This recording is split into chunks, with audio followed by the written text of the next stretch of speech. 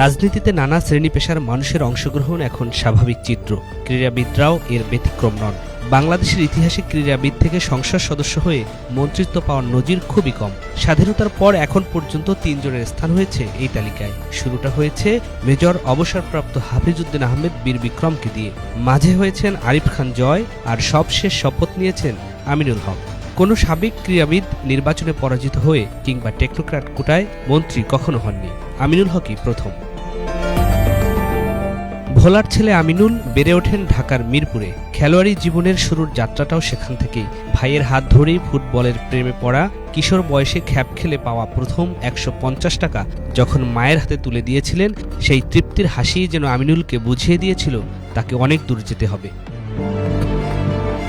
Pioneer লিগের এমএসপিসি city ক্লাবে যখন হাতেখড়ি হলো, তখনই কোচরা টের পেয়েছিলেন এই ছেলেটি বিশেষ কিছুর জন্য জন্ম নিয়েছে।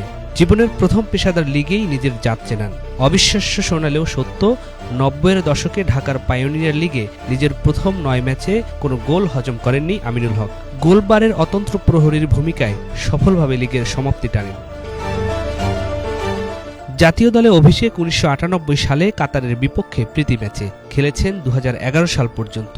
চোট ছাড়া তাকে কখনো বসে থাকতে হয়নি।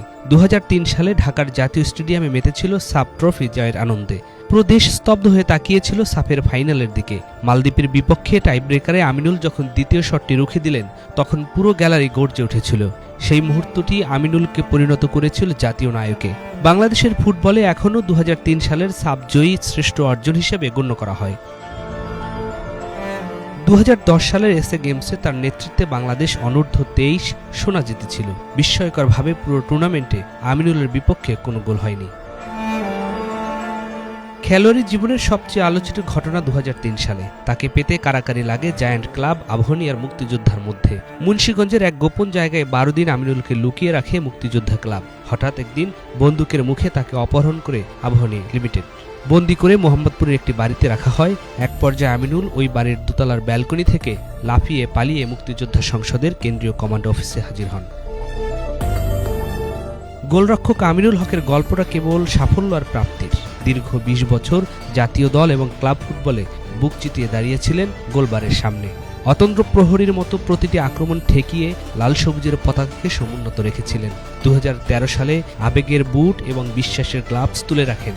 নাম লেখান জাতীয় রাজনীতিতে। মাশরাফি সাকিবরা যখন স্রোতে গা ভাসিয়ে ফেসিবাদের সাথে সামিল হন, সঙ্গী হন ক্ষমতার, আমিনুল তখন নাম লেখান বিরোধী শিবিরে, হাঁটতে শুরু করেন প্রতিকূল পরিবেশে। ২০১৪ সালে গুলশান কার্যালয় অবরুদ্ধ প্রয়াত বিএনপি চেয়ারপারসন বেগম খালেদা জিয়া। চারিদিকে পুলিশ, গোয়েন্দা সংস্থার নজরদারি, ধরপাকড়। তখন মার্চের কোনো একদিন বেগম খালেদা জিয়ার হাতে ফুল দিয়ে বিএনপিতে যোগ দেন বাংলাদেশ ফুটবলের সাবেক এই অধিনায়ক। বিএনপির রাজনীতিতে নাম লিখিয়ে শিকার হয়েছেন নির্যাতনের।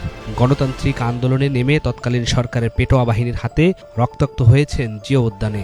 যে হাতে দেশকে এনে দিয়েছিলেন সাফল্য, সেই হাতে উঠে হাতকড়া। একাধিকবার বন্দী হয়েছেন কারাগারে। রাজনীতির কালো ছায়া তাকে আচ্ছন্ন করলেও দমিয়ে রাখতে পারেনি, কারণ আমিনুলদের রক্তে সাহসের শিখা জ্বলজ্বল। শত নির্যাতন, কারাবাস এবং ফ্যাসিস্ট সরকারের নিষ্ঠুরতার মধ্যেও হার মানেননি, মাথা নত করেননি। গণতন্ত্র পুনরুদ্ধারে বেগম খালেদা জিয়া এবং তারেক রহমানের নেতৃত্বে রাজপথে লড়াই চালিয়ে গেছেন।